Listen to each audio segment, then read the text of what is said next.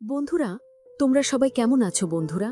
আমি আমার মেয়ের সংসার বাঁচানোর জন্য আমার মেয়ের জামাইয়ের সঙ্গে আমি শারীরিক সম্পর্ক গড়ে তুলি। আমি জানি বন্ধুরা, এটা একটা পাপ কাজ এবং আমি যে কাজটা করতে যাচ্ছি এটা একটা অন্যায় কাজ। কারণ আমি মেয়ের মা হয়ে তাহলে জামার সঙ্গে কিভাবে এই অবৈধ সম্পর্ক আমি গড়ে তুলি? কিন্তু বন্ধুরা, মেয়ের সংসার বাঁচানোর জন্য এছাড়া আমার কাছে আর কোনো উপায় ছিল না। এদিকে আমার জামাই আমাকে প্রায় সময় হুমকি দিত যে আমার মেয়েকে ডিভোর্স দেবে, সে অন্য আরেকটা বিয়ে করবে। আমি চিন্তা করে দেখলাম আমার মেয়ের জামাই সে যদি অন্য আরেকটা বিয়ে করে তাহলে আমার মেয়ের কি হবে? আমার মেয়ের তো কপালে শনির দশা লেগে যাবে, সে তো তার জীবনেও আর সুখের দেখা পাবে না। এরকম কোনোভাবেই হতে পারে না। যেভাবেই হোক, যে করেই হোক, তার সংসারটা আমাকে টিকাতে হবে। আর মা হিসেবে এটা আমার একটা দায়িত্ব। তখন বন্ধুরা, আমি দেখলাম যে আমার মেয়ের সমস্যাটা কোথায়। আসলে বন্ধুরা, ওর ছোটবেলায় একটা সমস্যা ছিল জন্মসূত্রে। এরপর থেকে আমি ওই জায়গাতে অনেক অপারেশন করেছি, অনেক ডাক্তার দেখিয়েছি। আমার মেয়েটা আসলে অল্পতেই সে খুব বেশি ব্যথা পায়, কষ্ট পায়। আর আমার জামাই ছিল ইয়া মোটা, একেবারে ষাঁড়ের মতো একটা পুরুষ, শক্তিশালী। সে প্রচুর জিম করত। তো বন্ধুরা, প্রচুর জিম করত, আর তাছাড়া তার প্রচুর শক্তি ছিল। সে প্রতিদিন কাঠবাদাম, খেজুর, তারপর দুধ, তারপর কাঁচা শাকসবজি, এগুলো বেশি বেশি খেত। বন্ধুরা, আমার জামাইকে দেখলে আপনিও বলবেন, বাহ, এটা তো কোনো দেশি মাল না, এটা একেবারে বিদেশি মাল। হ্যাঁ, ওর বডি ফিটনেস একেবারে খুব কৌশলে। ছোটবেলা থেকে জিনগত ওর বডি শরীর ছিল একেবারে টাইট। আর আমার জামাই যখন মাঝে মধ্যে আমার সঙ্গে এই কাজ করত, তখন আমি নিজে হাঁপিয়ে পড়তাম। ছেলেটার এত শক্তি, মানে এরকম পুরুষ আমার চোখে এর আগে কখনো পড়ে নাই। যাই হোক বন্ধুরা, আমার মেয়ের বিয়ে হয়েছে আজকে প্রায় 2 বছরের উপরে, প্রায় 2 বছর প্লাস। কিন্তু বন্ধুরা, আমার মেয়ে আসলে আমার যে জামাইয়ের নাম ছিল রাসেল। রাসেলকে সে পুরোপুরি সুখ দিতে পারছিল না, সে রাসেলকে সুখ দিতে একেবারেই ব্যর্থ ছিল। রাসেলের মন মেজাজ দিন দিন আমি দেখতে পাই খারাপ হয়ে যেত। রাসেল প্রায়শই আমাদের বাড়িতে আসত এবং আমার সঙ্গে সুখ দুঃখের গল্প করত। তার মন ভালো না, মন ভালো থাকলে আমাকে বলতো, খারাপ থাকলে আমাকে বলতো। তবে বন্ধুরা, আমি আসলে প্রচুর পরিমাণে পান খেতাম, আর আমার জামাই আমার জন্য পান, সুপারি, তারপর আমি আরও যে জিনিসগুলো খেতাম এগুলো আমার জন্য সে নিয়ে আসত। মানে এক কথায় সে তার শাশুড়িকে খুব বেশি ভালোবাসত, আমাকে খুব সম্মান করত, খুব রেসপেক্ট করত। তাছাড়া সে আমাকে ফ্রেন্ডের মতো আমার কাছে সবকিছু শেয়ার করত। একদিন আমি রাসেলকে বললাম, কি ব্যাপার জামাই, তোমার মন মেজাজ তো খুব একটা বেশি ভালো দেখছি না, কি হয়েছে? তখন রাসেল আমাকে বলছে, আর বলেন না শাশুড়িমা, আপনি এত সুন্দর জোয়ান মুদ্রা একটা মহিলা, আরে আপনার যে একটা মেয়ে আছে, আপনাকে দেখলে তো এটা বোঝাই যায় না, আর মনে হচ্ছে আপনাকে আরও 3-4টে বিয়ে দেওয়া যাবে। আমি ওর কথা শুনে একটু হাসলাম। আমি বললাম, জামাই, তুমি এটা কি বলছো? তখন রাসেল আমাকে বলছে, শাশুড়িমা, আমি যা বলি সত্যি কথা বলি, আমি কোনো কারোর প্রশংসা করি না। আসলে সত্যি কথা, আপনাকে দেখলে বোঝা যায় না যে আপনার একটা মেয়ে আছে। তাছাড়া আপনার বয়স কিন্তু খুবই অল্প। আপনার বয়স, সত্যি কথা শাশুড়িমা, আপনাকে দেখলে তো একেবারে কোনো বোঝার উপায় নেই যে আপনার এরকম একটা মেয়ে আছে। আর আপনার মেয়ে দেখেন, আপনি এরকম জোয়ান মুদ্রা একটা মহিলা, আর আপনার মেয়ে এখনো বাচ্চা কাচ্চার মা হলো না, তাতে কেমন যেন টিনি পড়েছে না? ওই মেয়ে আমার হবে না। আমি চিন্তা করছি শাশুড়িমা, আমার মনে হয় আরেকটা বিয়ে করতে হবে। আমি জামাই এমন কথা শুনে আমি জামাইকে বললাম, বাবা, তুমি এটা কি বলছো? তুমি কি পাগল হয়ে গেছো? তোমার তো অলরেডি একটা বউ আছে, আমার মেয়ে আছে না? তখন বলছে, আপনার ওই মেয়ে আমার তো কিছুই হচ্ছে না। আমি বললাম, বাবা, তুমি এমন করে বলছো কেন, কি হয়েছে? তখন রাজু আমাকে বলছে, আরে শাশুড়িমা বললেন না, আপনি এত সুন্দর জোবান মুদ্রা একটা মহিলা, অথচ আপনার মেয়ে, সে তো আমার দুঃখ কষ্ট কোনো কিছুই বোঝে না। সে সারাক্ষণ আমার সঙ্গে শুধু অজুহাত দেখায়। আমি তার স্বামী, সেটা কাগজে কলমে, কিন্তু একটা স্বামীর যা পাওয়ার দরকার আপনার মেয়ে আমাকে আর কোনো কিছুই দিতে পারে নাই। সারাক্ষণ আমার থেকে দূর দূর করে থাকে। বিয়ের পর আজকে প্রায় 2.5 বছর হয়ে গেছে, কিন্তু শাশুড়িমা, এখন আমি আসলে স্ত্রী দেখে ওরকম সুখ পাইনি। তাছাড়া আপনার মেয়ে অতীতে কোনো মাও হতে পারেনি। আসলে সবাই আমার দিকে আঙুল তোলে, আপনার মেয়ে তো একেবারে প্রসূত। সবাই বলে আমার নাকি ক্ষমতা নেই, আমার নাকি সমস্যা, আমার নাকি দুর্বলতা? আমি যে কি দায়লা মাঝে আসি শাশুড়িমা, আসলে বলতে পারবো না। পুরুষের যে এত সমস্যা কি করে আপনার কাছে বলে? তখন আমি জামাইয়ের কাছে জানতে চাইলাম, কি হয়েছে রে বাবা, তুমি আমার কাছে খুলে বলো। আরে আমি তো তোমার বন্ধুর মতো, তাই না? তুমি তো আমাকে ফ্রেন্ডের মতোই পাবো। হ্যাঁ, আমি তোমার শাশুড়ি মা হতে পারি, কিন্তু আমি তোমার বন্ধু। তোমাকে সব সময় টেক কেয়ার করে। বলো আমার কাছে কি হয়েছে? তুমি আমার কাছে না বললে আর কার কাছে বলবে? তখন জামাই আমার কাছে বলতেছে, শাশুড়ি মা, আসলে আপনার যে ফিটনেস, আপনার মেয়ে তো এটা কিছুই না। আপনি আমাকে এমন একটা মেয়ে দিলেন যে আমাকে শারীরিক সুখ দিতে পারে না। এভাবে আর হবে না শাশুড়ি মা। আমি ভাবছি আপনার মেয়েকে চিরতরে আপনার কাছে পাঠিয়ে দেব, দিয়ে আমি একটা বিয়ে করব, বিয়ে করে শহরে বা মেয়ে করে থাকব। লোকে যা বলে বলুক, কে আমার মা বাবা যা বলবে বলুক, আমি সবার কথা মাথা পেতে নেব। আরে সবাই কি আমাকে সুখ দেবে নাকি, শান্তি দেবে নাকি? আমি সুখ পাচ্ছি না, শান্তি পাচ্ছি না। আপনার মেয়েকে যে কারণে বিয়ে করলাম, দেখতে শুনতে তো ভালোই ছিল, কিন্তু সে তো আমাকে একেবারে তৃপ্তি দিতে পারে না, সুখ দিতে পারে না। আরে আপনার শরীর হলে তাও তো হয়তো, ওই শরীরে কোনো মাংসই নাই, আর কোনো মজাই পাই না। আমি জামাইয়ের কথা শুনে বুঝলাম যে আমার মেয়ে জামাইকে একেবারে সুখ দিচ্ছে না, কিছুই দিচ্ছে না। আমার জামাই বলছে সে নাকি আরেকটা বিয়ে করবে। আমি বললাম, তুমি আরেকটা বিয়ে করলে আমার মেয়ে কি হবে? তখন সে বলছে, আপনার মেয়েকে আপনার বাড়িতে রেখে দেন, ওই মেয়েকে দিয়ে আমি কি করব? আমার সুখ বুঝতে বুঝে না, আমাকে তৃপ্তি দেয় না, আদর করতে দেয় না। সে নাকি ব্যথা পায়, তার নাকি ওই সমস্যা, এই সমস্যা। আমার বাড়িতে যাওয়ার পর তাকে কত ডাক্তারের কাছে নিয়ে গিয়েছি শাশুড়িমা, কত ওষুধ খাওয়াচ্ছি, তারপরেও সে ভালো হচ্ছে না, আমাকেও দিচ্ছে না। আর এভাবে দিনের পর দিন একটা পুরুষ মানুষ না থাকতে শাশুড়িমা খুব কষ্ট হয়। আমি জামাইয়ের মুখে সেদিন এমন কথা শুনে রীতিমতো তো অনেকটা ঘাবড়ে যাই। আমার জামাই যদি আরেকটা বিয়ে করে সুখের আশায়, তাহলে তো আমার মেয়ের ভবিষ্যৎটা একেবারে পুরোপুরি বলা চলে শেষ হয়ে যাবে, তাকে আবার পুরোপুরি বন্ধ হয়ে যাবে। আমি বললাম, না বাবা, তুমি আরেকটা বিয়ে করতে পারো না। দেখো, তুমি আমার মেয়েকে বিয়ে করেছ, বিয়ের অনুষ্ঠান হয়েছে, সবাই জানাজানি হয়ে গেছে, এখন এতদিন পরে এসে তুমি আরেকটা বিয়ে করবে? এটা আসলে মানুষ তো তোমাকে ভালো চোখে দেখবে না, খারাপ বলবে। তখন জামাই বলছে, বলুক গে, কি আসে যায়, মানুষ তো কত কিছুই বলবে। দেখেন শাশুড়িমা, মানুষ কি বলবে না বলবে আমি এত কিছু দাঁড়ি না। আসলে আমার লাগবে, আমার সুখের দরকার।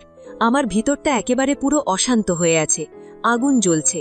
আরে আপনার মেয়ে তো সেই আগুন নেভাতে পারে না। তাছাড়া আপনি আমার শাশুড়ি মায়ের মতো, আপনাকে বন্ধু ভেবে অনেক কথাই বলে ফেলেছি।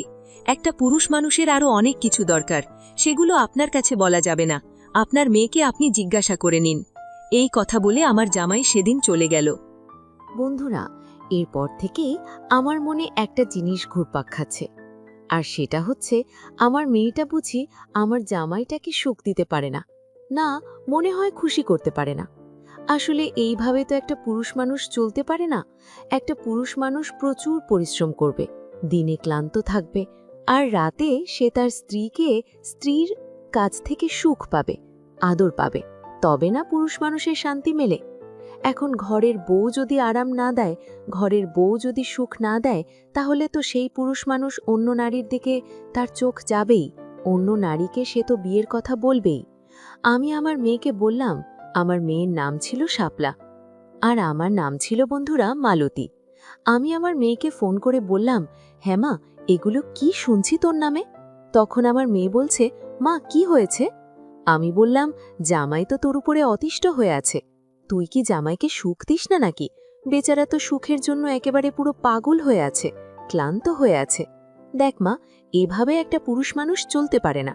আর তোর বাবা, তাকে তো আমি দিন রাত 24 ঘন্টে দরজা বন্ধ করে দিতাম, সে তো মাঝে মধ্যে অফিসেই যেত না, কাজেই যেত না, সারাক্ষণ আমার চিপায় চিপায় থাকত।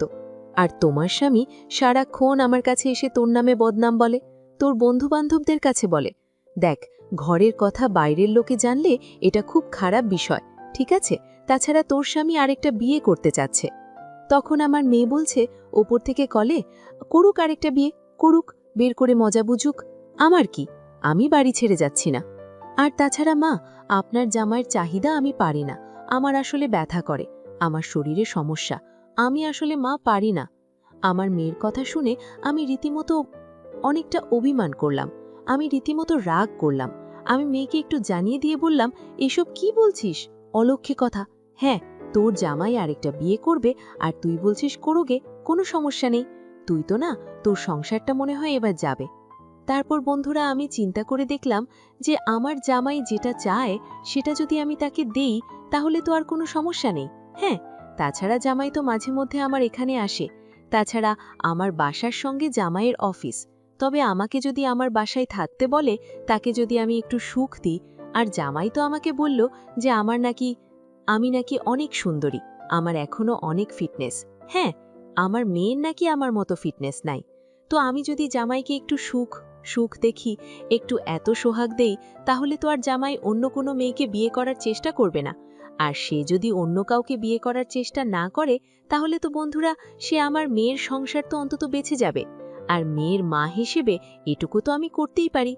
তারপর বন্ধুরা আমি জামাইকে বললাম, একদিন ফোন করলাম, হ্যালো বাবা রাসেল, কি করছো? তখন জামাই আমাকে বলছে, হ্যাঁ এই তো আছি, অফিসে যাব। আমি তখন বললাম, তুমি অফিস শেষ করে একটু বাড়িতে এসো তো আজকে। তখন রাসেল আমাকে বলল, কেন, কি হয়েছে? আমি বললাম, আরে বাবা তুমি একটু আসো না, একটা দরকার আছে তোমার সঙ্গে, জরুরি একটা কথা আছে। তখন সে আমাকে বলল, না আজকে আর যেতে পারবো না, ভালো লাগছে না, অফিসে যাব, যাওয়ার পর চলে আসব, আজকে একটা জায়গায় যেতে হবে, একটা পার্টি আছে। আমি বললাম, আরে বাবা পার্টি তো সবসময় করা যাবে, শোন না আজকে তোমাকে আসতেই হবে, আর ভালো ভালো রান্নাও করেছি, আর একটা জরুরি দরকার আছে তোমার। তখন সে আমাকে বলল, কি দরকার, ফোনে বলেন। তখন আমি বললাম, এটা ফোনে বলা যাবে না, আসতে হবে, ঠিক আছে? আর তুমি যদি না আসো তাহলে কিন্তু খুব বড় একটা জিনিস মিস করে ফেলবে। আজকে তোমাকে এমন একটা জিনিস খাওয়াবো, তুমি সুখে একেবারে পুরো আনন্দে বাগডম বয়ে যাবে। আমার মুখে এমন কথা শুনে জামাই তো দাদা খুশি, কি এমন জিনিস আমাকে দেবে যে আমি সুখ পাবো, শান্তি পাবো?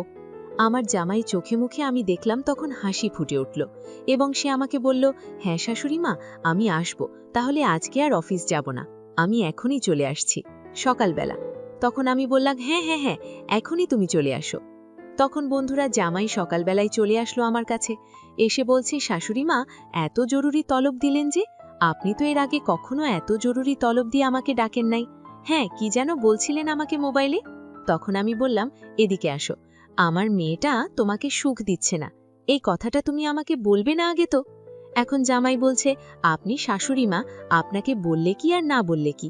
আমি বললাম, তুমি অন্তত আমার কাছে এই কথাটা বললে আমি তোমার জন্য একটা ব্যবস্থা করতে পারতাম। আরে এখন জামাই বলছে, এখন তো সবকিছু জেনে গেলেন, বলেন এখন কি ব্যবস্থা করছেন?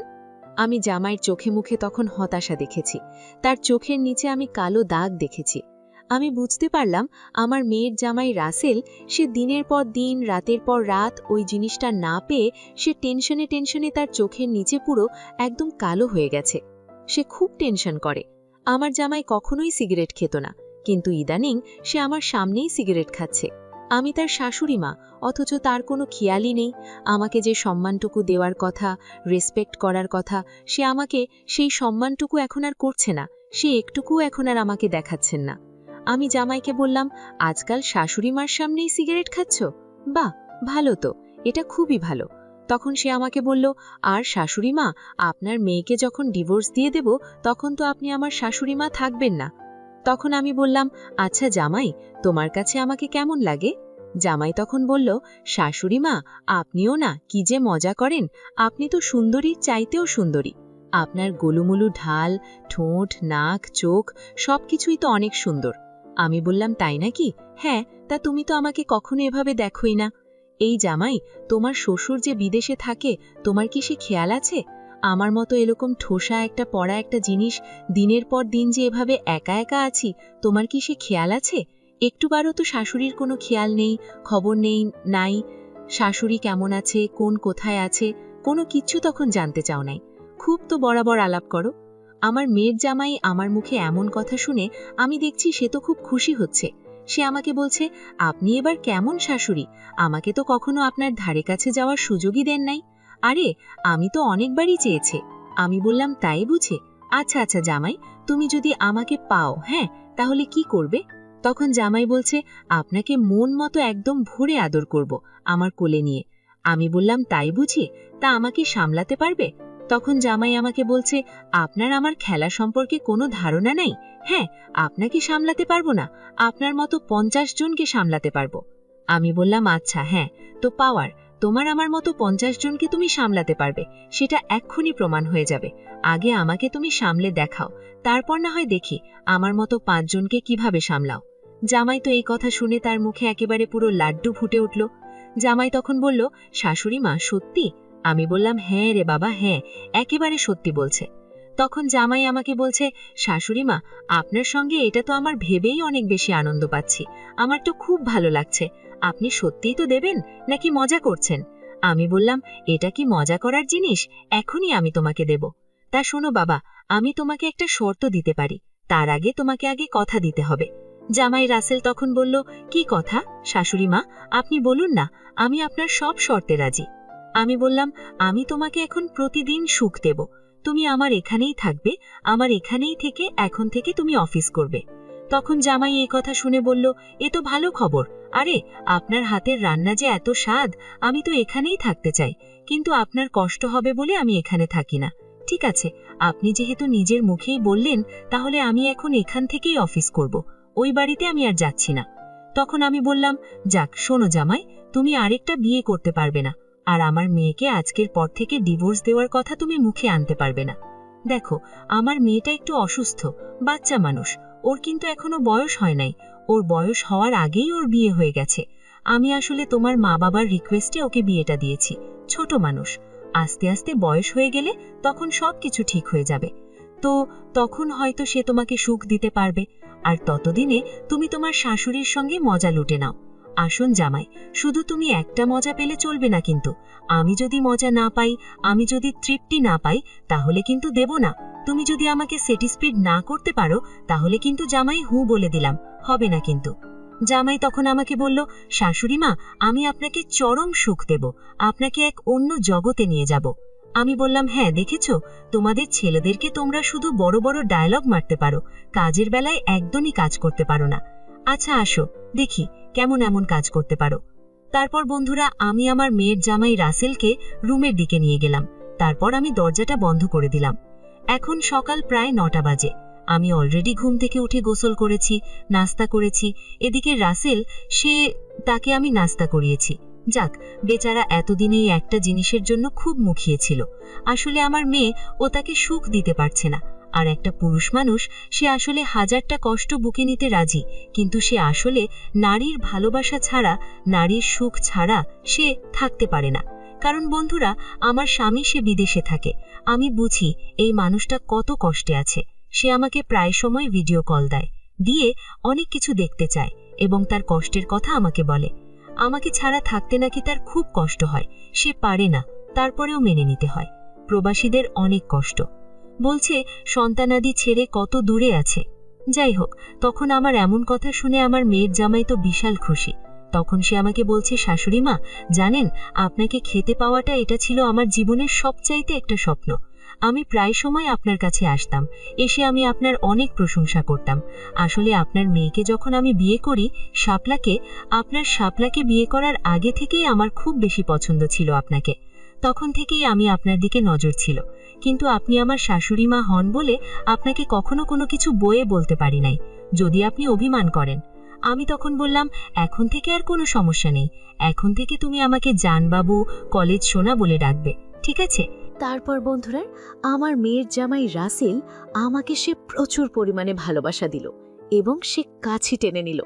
তারপর ওই দিন আমি বুঝতে পেরেছিলাম যে আমিও তো স্বামী ছাড়া, আমার স্বামী বিদেশে, আমি শাশুড়ি, আমার বয়স প্রায় এখন 400। আমার এখন যে বয়সটা চলছে, এই বয়সে আসলে আমি কারো কাছে যেতে পারবো না, বা আমি কাউকে বলতেও পারবো না যে আমাকে একটু ভালোবাসা, একটু আদর দিও। আসলে আমি ওরকম মেয়ে হলে অনেকে আমাকে প্রেমের অফার করত। তাছাড়া বাসা থেকে বেরোই না, এটা আমার জন্য একটা সুযোগ যে আমার নিজের মেয়ের জামাই, সে কারো কাছে আমার কথা কোনো কিছু বলবে না, ঘরের খবর কখনো বাইরে যাবে না, কেউ জানতেও পারবে না, কেউ বুঝতেও পারবে না। এটা আমার জন্য ছিল একটা দারুণ একটা সুখবর। তারপর আমি জামাইকে সেদিন আমার নিজের করে নিয়েছিলাম। জামাই যখন আমার খুব কাছে এলো এবং আমাকে সে ধীরে ধীরে তার নিজের করে নিল, তখনই আমি বুঝতে পেরেছিলাম যে শারীরিক সুখ কাকে বলে। এটা এমন একটা সুখ যে মানসিক চাপ কমায়, মানসিক শান্তি দেয়, মাথা ব্যথা কমায়, তারপর শরীর যদি ভার হয়ে যায় সেটা পাতলা করে, শুধু সুখ আর সুখ। সেদিন আমার জামাই আমাকে সত্যিই অনেক বেশি হ্যাপি করেছিল। সকাল ৮টা থেকে শুরু করে একেবারে সকাল ১২টা পর্যন্ত, দুপুর ১২টা পর্যন্ত আমরা একটানা একটা বন্ধ ঘরের ভিতরে ছিলাম। জামাই আমাকে সেদিন বলছিল, শাশুড়িমা, আমার তো হয়ে গেছে, আপনি এখন বলেন আপনার কি হয়েছে, যদি না হয় আমি আরও দিতে প্রস্তুত আপনাকে। তখন আমি বললাম, জামাই, আমার তো আরও অনেক আগে হয়ে গেছে। সত্যি জামাই, আমি তোমাকে যেমনটা ভেবেছিলাম আসলে তুমি তেমন না, তার চাইতেও বেশি বার তুমি অনেক বেশি আগুন। জামাই আমাকে সেদিন পুরোপুরি স্যাটিসফাই করতে পেরেছিল। আসলে আমার জামাই বিদেশে থাকার কারণে আমার শারীরিক জীবনটা খুব একটা বেশি ভালো ছিল না। ৫ বছর পরে পরে আমার স্বামী দেশে আসে। আসার পর হয়তো ২ মাসের জন্য আসে। আসলে ওই দেখা যায় আত্মীয় স্বজনের বাড়িতে ঘুরতে যায়, আর আমাকে ১ মাস সময় দেয়। এই ১ মাসে একটা মেয়ের কোনো কিছুই হয় না। তো এরকম একটা যুবক ছেলে আমি আমার পার্টনার হিসেবে পাবো, এটা আমি কখনো ভাবে নাই। বন্ধুরা, তো এ দিনটা ছিল আমার জন্য একটা স্বপ্নের একটা দিন, স্বপ্নের একটা জগৎ। ওই দিন আমি খুব বেশি সুখ পেয়েছিলাম, খুব বেশি আনন্দ পেয়েছিলাম। এরপর থেকে জামাই তার কাপড় চোপড় নিয়ে এসে আমার বাসা থেকেই সে অফিস করত। রাতের বেলা সে আমাকে প্রায়শ তার নিজের স্ত্রী মনে করে, বিয়ে করা বউ মনে করে আমার সঙ্গে সে রাত কাটাতো। এখন সে আমাকে আর শাশুড়ি বলে ডাকে না, আমাকে তার রাতের সঙ্গী হিসেবে বেছে নিয়েছে। আমিও খুব মজা পাচ্ছিলাম, কারণ আমি কখনো স্বপ্নেও ভাবছিলাম না যে এরকম একটা রাত যুবক বয়সের একটা ছেলে আমি আমার কাছে পাবো। আমিও আমার মেয়ের জামাইকে খুব কাছে টেনে নিলাম এবং সে আমাকে খুব ভালোবাসে। তো বন্ধুরা, আমি তখন বললাম, জামাই, তোমার যতদিন খুশি ততদিন তুমি আমার কাছে সুখ পাবে, আমি তোমাকে কখনো না করব না। কিন্তু জামাই, আমার মেয়েটাকে তুমি ডিভোর্স দিও না, তুমি বলো আরেকটা বিয়ে করবে। জামাই তখন বলল, শাশুড়িমা, আপনি যদি এভাবে আমাকে দিনের পর দিন সুখ দিতে থাকেন, আপনি যদি এইভাবে আপনার কাছে আমাকে রাখেন, আমি অন্য মেয়েকে বিয়ে করব তো দূরের কথা, অন্য মেয়ের নামও আমি কখনো নেব না। আরে আমি তো অন্য কোনো মেয়েকে কখনো বিয়ে করতে চাই নাই, আমি তো সেদিন আপনাকে ভয় দেখিয়েছিলাম। তখন আমি বললাম, ঠিক আছে, আমার মেয়েটাকে আমি সুস্থ করে তুলব, তারপর তুমি আমার মেয়েটাকে একটা বাচ্চা দিও। তো বন্ধুরা, এইভাবে দিনের পর দিন আমরা কাজ চালিয়ে যাচ্ছিলাম। একদিন আমি জামাইকে বললাম, জামাই, আমার জন্য একটা ওই যে জন্ম নিয়ন্ত্রণ যে ট্যাবলেট ওষুধ, এই একটা ওষুধ নিয়ে এসো তো। জামাই তখন আমাকে বলল, কেন শাশুড়িমা, আপনি কি প্রেগনেন্ট হয়ে যাচ্ছেন? আমি বললাম, হচ্ছে না, কিন্তু হতে কতক্ষণ। শোনো, তোমার শ্বশুর আব্বা সে তো বিদেশে থাকে, আর এই বয়সে যদি তুমি আমাকে বাচ্চা দাও, হ্যাঁ, যদি আমার পেট বড় হয়ে যায় রে বাবা, তাহলে সমাজের মানুষ, আশেপাশের মানুষজন আমাকে কি বলবে বলো তো? এক তো আমার স্বামী থাকে বিদেশে, তার উপর আবার যদি বাচ্চা হয়, তুমি তো নিজেই বুঝো রে বাবা, আমি আর কি বলবো। তখন জামাই আমার জন্য একটা জন্ম নিয়ন্ত্রণ যে তিলগুলো আছে এটা নিয়ে আসলো। তারপর বন্ধুরা, আমি বলেই গিয়েছিলাম যে আমার স্বামী বিদেশে থাকে। এইভাবে দিনের পর দিন আমি সুখ পাচ্ছিলাম, আমি মজা পাচ্ছিলাম। আসলে বন্ধুরা, মানুষ বাঁচাই বা কদিন? মানুষের জীবনে টাকা পয়সা তাই সবচাইতে মুখ্য বিষয়। মানুষের জীবনে সবচাইতে মুখ্য বিষয় হচ্ছে আসলে সম্পর্ক। আমাদের এই শরীরটা চিরজীবন থাকবে না, কিন্তু যতদিন আছে এই শরীরটা আসলে একজন মানুষ ব্যবহার করা উচিত। দেখবেন, যে কোনো জিনিস যদি ব্যবহার না হয় সেখানে কিন্তু মরিচা পড়ে যায়, জং ধরে যায়। তো আমি চাই না যে আমার শরীরে মরিচা পড়ে যাক, জং ধরে যাক, কারণ মাটির দেহ মাটি খাবে, তো মানুষ খেলে ক্ষতি কি? তো বন্ধুরা, কেমন লাগলো আমার আজকের এই সংলাপটির স্টোরিটা? তুমি অনেকেই আমাকে কমেন্ট করে বললে, আপু, তোমার গল্প আমাদের খুব ভালো লাগে। তো যাদের যাদের ভালো লাগে আজকের এই ভিডিওতে তারাই শুধু কমেন্ট করবে। আর শোনো, তোমরা কমেন্ট করলে, ভিডিওতে লাইক করলে আমরা কিন্তু উৎসাহ পাই তোমাদের জন্য আরও নতুন নতুন গল্প নিয়ে আসার জন্য। আর তোমরা কেমন ধরনের গল্প চাও, কি গল্প শুনতে চাও, চাইলে আমাকে সেটাও কমেন্ট করে জানাতে পারো। আমি তোমাদের কমেন্টের উপর ভিত্তি করে সামনে আরও নতুন নতুন গল্প নিয়ে হাজির হব তোমাদের জন্য। বন্ধুরা, সেই পর্যন্ত তোমরা ভালো থেকো, সুস্থ থেকো। টাটা।